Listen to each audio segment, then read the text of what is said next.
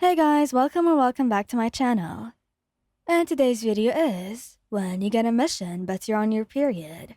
Please don't forget to subscribe, like, and share, and let's get going. The insistent buzzing of your phone dragged you from a restless sleep. Groaning, you fumbled for the device on your nightstand, squinting at the screen. It was a message from the agency. A new mission. Your stomach churned. The familiar pre-mission anxiety, mixing unpleasantly with the dull ache blooming in your lower abdomen. Yep, your flu had decided to make an unwelcome appearance, right on time. You sighed, rubbing your temples. This was going to be so fun, especially considering the mission details that popped up on the screen after you unlocked your phone. Joint operation with Baku and Kirishima. Fantastic. A muffled groan escaped your lips as you swung your legs out of bed. The chilly air of your apartment sent a shiver down your spine. Towards the bathroom. The events of the past few days were playing on your mind. You, Baku, and Kirishima had been joining a rare few days of downtime after a grueling mission in the States, and now it seemed your vacation was finally over. After a quick shower and a double dose of pain relievers, you felt slightly more human. You pulled on your hero costume. The familiar weight a small comfort, despite the discomfort that you were feeling. You know you had to put on a brave face. Bakugo in particular had a knack for sniffing out any sign of weakness. And you weren't about to give him any sign today to make fun of you. You met Baku and Kirishima at the designated point. A popular cafe. Baku was already there, leaning against the pillar with his arms crossed. A familiar scowl etched onto his features. Kirishima, ever the ray of sunshine, grinned brightly as he spotted you. "Good morning, Ryan," he called out, waving you over. "Ready to kick some villain butts?" "Morning," you replied, forcing on a smile. "As ready as I'll ever be." Baku's crimson eyes flickered over to you, sharp and assessing. "Took you long enough," he grunted. "Let's just get this over with." He ignored his usual lack of tact and joined them. The mission briefing appeared on a holographic display in the center of the table. A group of rogue villains, known for their ability to manipulate technology, were planning to disrupt the city's main power grid. Your task was to infiltrate their hideout, located in a warehouse district on the outskirts of the city, and apprehend them before they could carry out their plan. As the details were laid out in front of you, you tried to focus, but the throbbing in your abdomen made it difficult to concentrate. You shifted in discomfort on your seat, hoping neither of your boyfriends noticed. "All right, here's the plan." Bakugo began, his voice firm and commanding. He pointed to different sections of the map, outlining the infiltration strategy. Kirishima nodded along, adding his own tactical suggestions.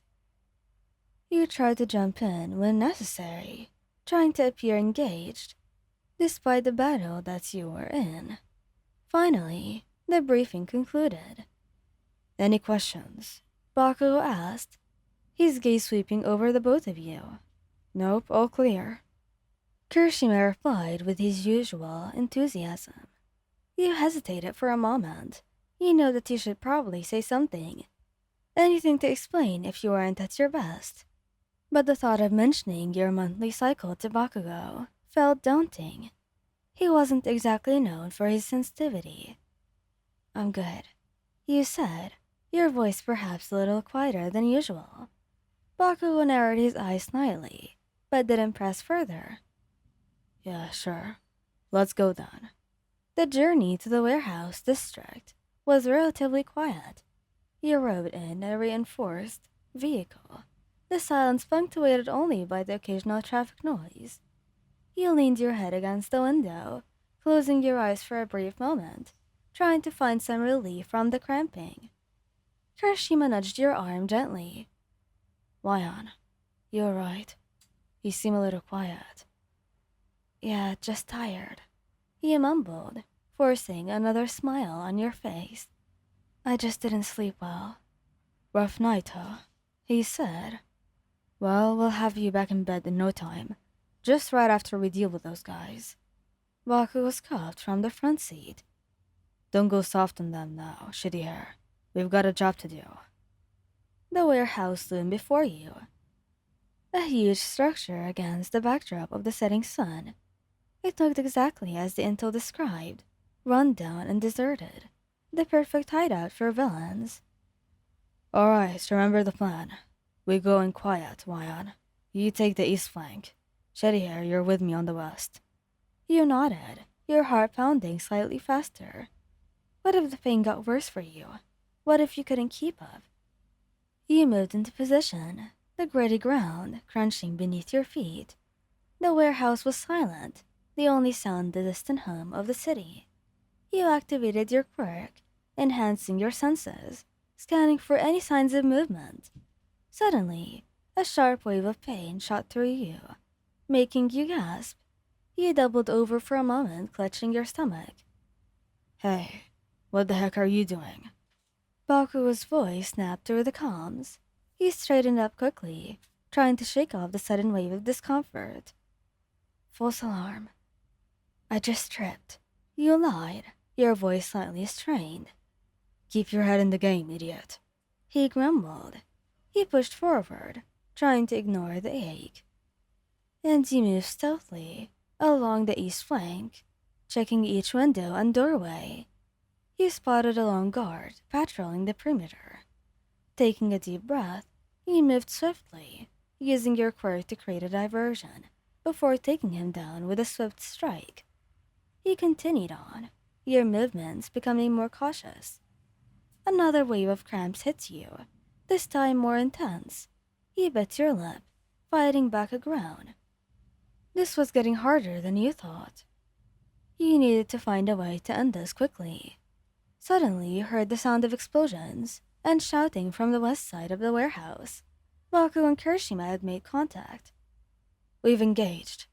Kirishima's voice crackled through the comms. They're more heavily armed than I thought. Figures.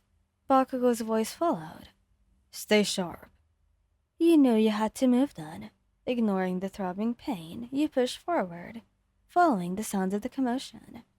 You rounded a corner and found yourself in a large open area where Baku and Kirishima were engaged in a fierce battle. One of the villains spotted you and turned his attention your way, firing a blast of energy. You reacted quickly, dodging the attack and retaliating with a blast of your own. You managed to take him down, but the exertion sent another sharp cramp through your body. Another villain spotted you, charging towards you with a menacing grin. You tried to react, but the pain clouded your judgment, making you sluggish. Suddenly, a flash of red slammed into the villain, sending him flying. Kirishima stood protectively in front of you, his hardened skin shimmering. Wyan, are you okay? He asked, his voice filled with concern. Yeah, I'm fine. You lied again, trying to catch your breath. Bakugo, seeing the openings, launched himself forward with a furious roar, his explosions taking down the last of the resistance. The battle was finally over. Kirishima rushed over to you, his expression still concerned. Wyan, you really don't look good. What is wrong? Bakugo followed, his gaze sharp and unwavering.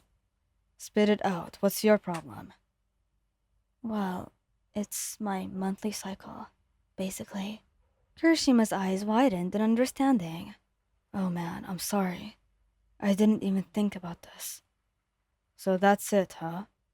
You let some problems slow you down. Bakugo said, staring at you. His words, very insensitive, didn't carry the usual venom. There was still a hint of worry in his voice. It's not something I can just let slow me down, Katsuki. It's painful. He retorted, a touch of annoyance lacing your voice.